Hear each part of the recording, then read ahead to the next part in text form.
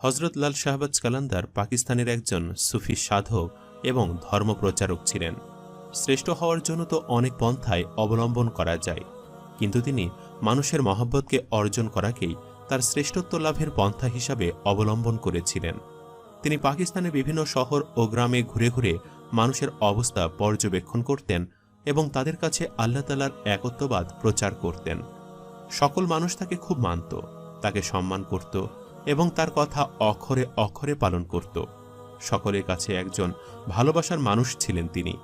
শুধু মুসলমানরাই নয়, হিন্দু সম্প্রদায়ের মানুষজনও কোনো না কোনো কারণে তার ভক্ত ছিল। এমন একটি গ্রামে তিনি ইসলামের দাওয়াত প্রচার করতে যেতেন।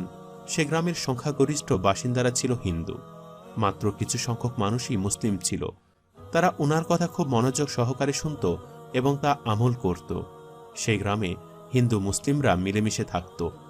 তাদের মাঝে কোনো ধরনের কোনো সাম্প্রদায়িক দাঙ্গা ছিল না। কিন্তু সবচেয়ে অবাক করা ঘটনা ঘটে তখনই যখন একটি হিন্দু মহিলা হজরত লাল শাহবাজ কালান্দারের প্রেমে পড়ে যায়, তার মহব্বতে দিওয়ানা হয়ে যায় এবং তাকে এক নজর দেখার জন্য ব্যাকুল হয়ে ওঠে। ওই গ্রামের যেখানে বসে শায়ক বয়ান দিতেন তার পাশেই ছিল ওই মহিলার বাড়ি। সে তার বাড়ির বহুতল বারান্দা থেকে উকি দিয়ে হুজুরের চেহারা দেখার চেষ্টা করতেন, কিন্তু তিনি যখন বয়ান দিতেন তখন তিনি তার মুখ তার গায়ে থাকা চাদর দিয়ে ঢেকে রাখতেন, যার ফলে তার চেহারা স্পষ্ট দেখা যেত না। ওই মহিলা কিভাবে এক নজর তার মহব্বতের মানুষটিকে দেখবেন সেই চিন্তায় আকুল হয়ে উঠেছিলেন।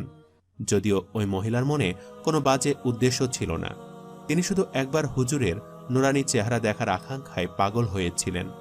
অনেকবার তিনি শায়েকের পিছু নিয়েছেন, তাকে দেখার চেষ্টা করেছেন, কিন্তু তিনি ব্যর্থ হয়েছেন। যেহেতু তিনি হিন্দু, তাই মুসলিমদের সমাবেশে প্রবেশ করা কিছুটা দৃষ্টিকটু দেখায়। তবুও তিনি সে মুসলিমদের সমাবেশে পর্যন্ত বোরকা পরে উপস্থিত হয়েছেন। নানাভাবে এদিক ওদিক থেকে উঁচু নিচু হয়ে শায়েকে দেখার চেষ্টা করেছেন, কিন্তু পারেননি। একদিন হুজুর নিচে বয়ান দিচ্ছিলেন, তখন ওই মহিলা প্রতিবারের মতোই তার বাড়ির বারান্দা থেকে উকি দিয়ে শায়েকে দেখার চেষ্টা করছিলেন, কিন্তু কোনোভাবেই তিনি সুবিধা করে উঠতে পারছিলেন না। কোনো দিক থেকেই তিনি কিঞ্চিত পরিমাণও শায়েকের চেহারার কোনো অংশ দেখতে পাচ্ছিলেন না। এক পর্যায়ে তিনি অস্থির হয়ে ওঠেন এবং উকি দিয়ে বারবার দেখার চেষ্টা করতে গিয়ে তিনি বারান্দা থেকে নিচে পড়ে যান আর একদম শায়েকের সামনে গিয়ে পড়েন।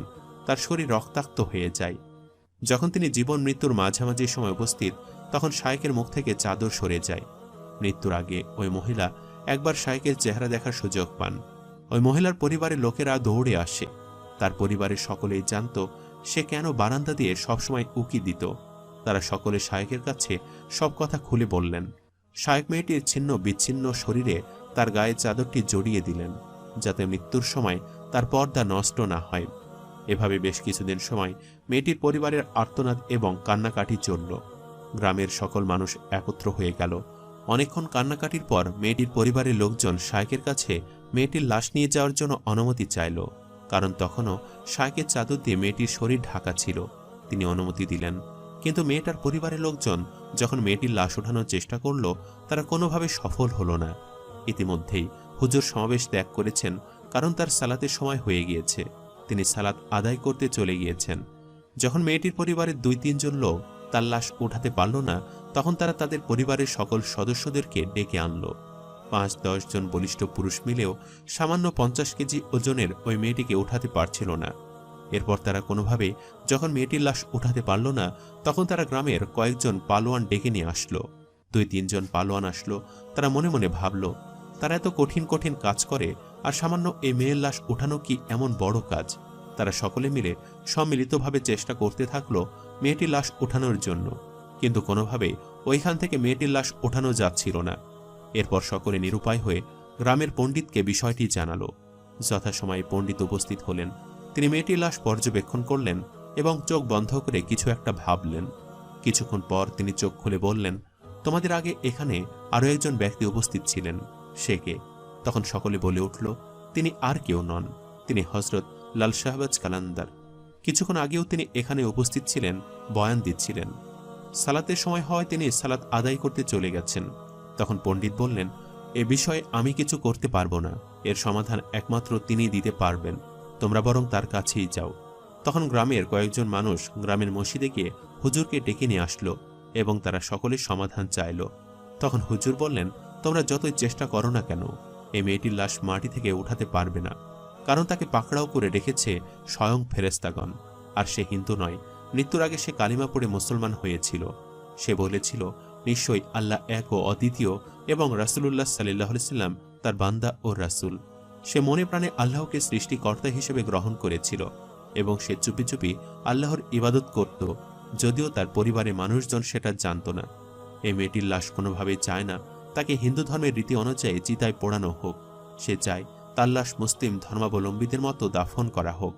তোমরা যদি মনে মনে এই সংকল্প করো যে তোমরা তাকে চিতায় পোড়াবে না, বরং মুসলিম রীতি অনুযায়ী জানাজা পড়িয়ে দাফন কাফন দিবে, একমাত্র তাহলেই এ লাশ মাটি থেকে উঠবে। অন্যথায় ফেরেশতাগণ এ লাশ তোমাদেরকে নিয়ে যেতে দিবে না।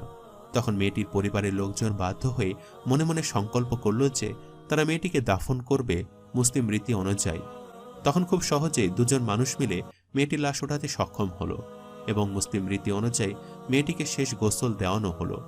অদ্ভুতভাবে মেয়েটির লাশ থেকে আধ্যাত্মিক একটি সুগন্ধ ভেসে আসছিল। এ যেন প্রশান্তিময় একটি সুগন্ধ। ওই গ্রামের সকলে ওই দিন ওই মেয়ের জানাজায় শরিক হয়েছিল। এরপর মেয়েটিকে কবর দেওয়া হলো। অলৌকিক এই ঘটনা গ্রামের সকল হিন্দুদের মনকে নাড়া দিয়েছিল, তাদের বিবেককে জাগ্রত করেছিল। তারা বুঝতে পেরেছিল আল্লাহ তাআলা এক ও অদ্বিতীয় এবং তিনি ছাড়া আর কোনো ইলাহা নেই। তিনি যদি চান তিনি সবকিছু করতে পারেন।